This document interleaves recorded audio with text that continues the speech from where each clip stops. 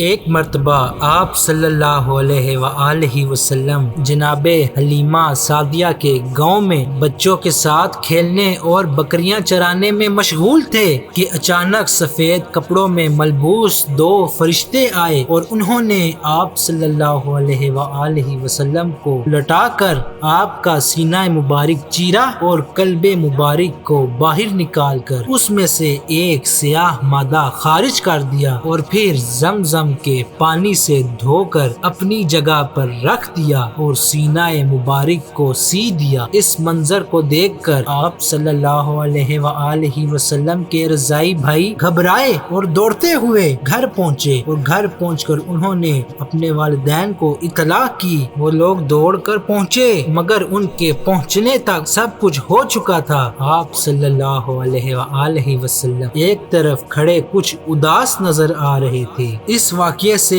حیران ہو کر ان لوگوں نے یہ طے کیا کہ بہتر ہے کہ آپ صلی اللہ علیہ وآلہ وسلم کو آپ کی والدہ محترمہ کے حوالے کر دیا جائے وگرنہ کوئی حادثہ نہ پیش آ جائے جس کی ذمہ داری ہمارے اوپر پڑ جائے۔ چنانچہ ان لوگوں نے آپ کو مکہ مکرمہ لے جا کر حضرت بی بی آمنہ کے حوالے کر دیا اور ان کے وجہ دریافت کرنے پر پورا قصہ سنایا گیا اور ان کے جواب میں حضرت بی بی آمنہ مطمئن رہیں اور اس طرح کے دوسرے واقعات سنا کر انہیں بھی اطمینان دلایا کہ پریشانی کی کوئی بات نہیں، اس بچے پر کسی بھی قسم کے جن و عصیب کا کوئی زور نہیں چل سکتا۔